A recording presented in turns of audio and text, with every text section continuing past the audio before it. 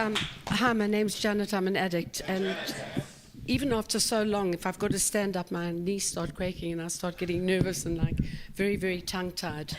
Mark asked me to share about the how NA started, which I really, really don't know, but all I can tell you is about how I got into NA, which is quite a strange story because I had decided to go to my gynecologist for some unknown reason, which is very strange. I never go to a gynecologist or a dentist, and this was in 1991. And my gynecologist, I said to him, I have a terrible problem with the medication I'm on, and I'm chemically imbalanced, and I'm whatever. And he said to me, well, just tell me what you're on and be honest. And I did, which was very, very strange. And he left the room, and his wife was a social worker, and he came back and he said to me, you're not chemically imbalanced, you're a drug addict, and you need to go into to be taken off all your medication. And I've spoken to my wife, who was a social worker overseas, and you must go to a fellowship called Narcotics Anonymous. I had never heard of Narcotics Anonymous. I went into Sanka West Rand, and I was going to get off opiates at the time, but I was going to not come quite clean. I really didn't have this thing that one is too many and 1,000 never enough. And I actually slit my jacket pockets, and I went in with like a whole lot of pills just to see me through my with my withdrawal. And I then looked in the phone book, and there was Narcotics Anonymous in the phone book. And I actually picked up the phone, and they said to me, there's this meeting in Hillbrow. You must come to this meeting in Hillbrow. It's on a Thursday night, and it's next to the police station. And I thought, oh my God, it's Hillbrow, it's next to a police station. Anyway, I went. I went in during 1991. It was in a little room at the back, and everybody smoked. I have never in my life heard language like that actually ever. I mean, a sailor would have actually turned blue from that language. Nobody knew how to express themselves. Everybody was shouting, and I was like scared. So before I went to the meeting, I took something. I mean, it was an addict way. I didn't kind of get the message. So for a lot of the time, and Dave will remember, I was goofed. I passed out. I was in the meeting, and today I sort of I still get upset when people say, if you've used, please don't share, because I did share. I mean, I don't know what I spoke about. I don't remember those days. Anyway, I decided there were guys in the treatment in at the time, and all these guys spoke about was they were in Sun City, and I kept on thinking that's absolutely great. But why are these guys in the program and they're in Sun City? And I only realised afterwards Sun City was in jail. Okay, so they'd all been to literally everybody in NA, with the exception of my friend Herman, had actually been to jail. Okay. I mean, it was very, very, very, very colourful. And in 1992, I decided this was it. I had seen guys who'd been to Sun City, who'd really were the guys, you've never seen anything like these guys. They all carried guns, by the way. I don't know. Everybody was very defensive. And everybody was in a mood. And nobody knew about cross-talking because everybody yelled. And as you walked in, as Joanne said, they made you buy a blue book. And I was also volunteered for everything. I was the tea and coffee person, and I did relapse. I mean, I really did, and they never let me get away with it. I used to forget the milk, and they used to make me go to Hillbrow and go and get the milk for the meeting. And I think up until, I don't know, a few months ago, I still take a carton of milk to meetings. Anyway, I mean, there was one we read through the blue book, and as I say, everybody was like, there was something real about it. People spoke about they were in a lot of pain. They were terrified. They didn't know what they were going to do the next where everybody sort of clung together like glue. Nobody really understood. There were no real secondary treatment centres or counsellors or anything like that. There was just the core group of NA. And to the best of my ability, I'd heard from the guy who sponsored me for a year by the name of Andy, that he and Faisal had actually gone to Sanka, and they had bought in the NA books, which was just the blue book that everybody had. There were a few pamphlets. There were these key rings. They were actually chips at the time. I think I had about 100 of these. This was the only book that belonged to Norman. It's got pages missing, which is the green and gold book, how it works, and and why. And what people would really do in those days, and you could relate, they would do a drug-a-log, and they would tell you where they were coming from. And you saw these guys, and these tough guys, and they were terrified. They just didn't know. We just didn't know what we were going to do the next day. And nobody was sleeping, and everybody was, through a meeting, you could go through 4 mood swings in one meeting. And a guy called Roy, literally at the time, he was from AA, so he was quite like normal compared to the rest of us.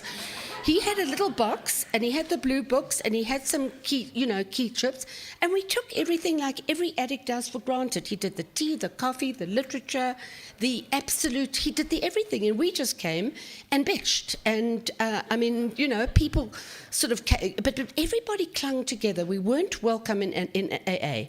And looking back now, I really don't blame them. We were really, really unmanageable. But if you told an addict what to do, they went and did the opposite. So we really went to all the AA meetings. And we really, on a Saturday, we'd go to the Yeovil Recreation Centre, it would be a lunchtime meeting, have coffee together, go to the New Freedom Group, have coffee together. And nobody... That was my recollection. Everybody was available. I don't think anybody that year of my recovery, Norman was at the Wilds, and he never slept. So people were sort of, and that was one thing with Herman. I could not sleep for the first year. And he would say to me, lack of sleep would not kill you, and I wanted to kill him. I absolutely hated him. I stayed awake at night.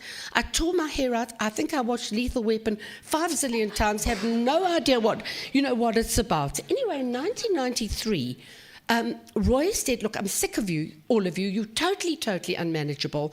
Take your literature, take your money, take your everything, and run NA. And we really didn't know quite how to do it. I mean, nobody had really done anything except bitch. And the first, we called it intergroup. The first intergroup meeting was held at Larry W. His wife will speak later. She's got more information than I have, at Larry's house. And there was a guy called Norman who worked at AA, and he basically gave us the guidelines on how to run it. This is we called ourselves Intergroup, which when Alex H. came in, said you can't call it Intergroup, it's called ASC, and we fought and we still called it Intergroup. We used to go to somebody else's house, I don't know, the thing is, next Intergroup, what date? So, and I've got here the 8th of March, and this was the 29th of January, so I don't think in 1994 we were that jacked up, that jacked up either, with the exception I've got is of Herman. Herman managed, by hook or by crook, with very, very little money, to start bringing in the literature, which was a position that he did for many, many years. Larry was chairperson.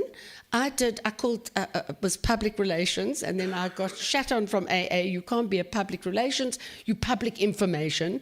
We really, the traditions I don't even think came into play, because I remember that one night in an NA meeting, I arrived there and there was a film crew, and Herman had done a thing called Over the Counter, and they were filming him, and he was being filmed in an NA meeting. Gareth came in. I mean, oh God, this boy, he'll be speaking later. He came in with his helmet, he threw his keys up and down in the air. Alec, who will be sharing later, nearly shot him. He told everybody how he hated him. Everybody says this guy's got no chance, and he's one of the strongest members of NA today. And then later on, as Joanne said, a new wave of people came in. And this guy, Frank, who was like but he was a total Mashugana. He told everybody he was the IRA, the Mossad, the SS, the FBI, or everything. He had this thing that he hated everybody from Hillbrow. And he started to move out and started to go to Parkhurst. We also had a lot of guys from AA at the time. And Joel will remember, we were so impossible. An AA guy came to a meeting in Hillbrow, and he said, you guys have got to go with the flow. And all we decided to tell this guy was how we prefer to go upstream. I mean, it was just like, I can't, but everybody knew everybody, and everybody stuck together like glue. And there was like a bond that I'm still in contact with every one of the, not as often as I should be, with every one of those key members. And if anybody later on, and there have been people who've come in later on, you'll say they were from Hillbrow, and there's originally, there's originally a bond in Hillbrow. In about 1996, things started changing, as everybody knows, and all the dealers moved in. And it really, everybody relapsed, newcomers especially, relapsed on the way to meetings. We were still in the Hillbrow Recreation Centre, and, they'd go into their merchant, come to a meeting, go back. And we decided, Norman and Jeremy then went to Norwood, and they opened up the Lifeline meeting. And then what happened was Trish, who was also who was there before me and has lived in Australia, went to Forest Town, and she opened up the Forest Town meeting. And then it sort of mushroomed. And then afterwards, I think when the original people sort of stepped down, and one of the chairmen was Greg C., and he really was an excellent guy in starting and getting meetings going. And I don't know how good or how bad the message was that that we carried, but all I can say is when I look at this fellowship from a few like crazy people and really, really pretty sick people, and I look at NA today, and basically I sort of see it overtaking AA, and I see world conventions, and I see mini conventions, and I see people staying clean and people with years clean, and especially newcomers coming and staying. It was our dream. Our dream was to carry this message of NA, and that recovery is possible through NA. We were a bit over the top. We did preach it. I mean, at the Lifeline meeting, a guy came to our meeting by accident, and we said there are no accidents. If you come to our meeting, you definitely have to be an addict. You have to stay at this meeting. And he was the only guy with 25 years clean in NA. I don't think the guy had ever touched a drug in his life, quite honestly. So we were a bit overzealous, to put it mildly, about the meetings and starting the meetings.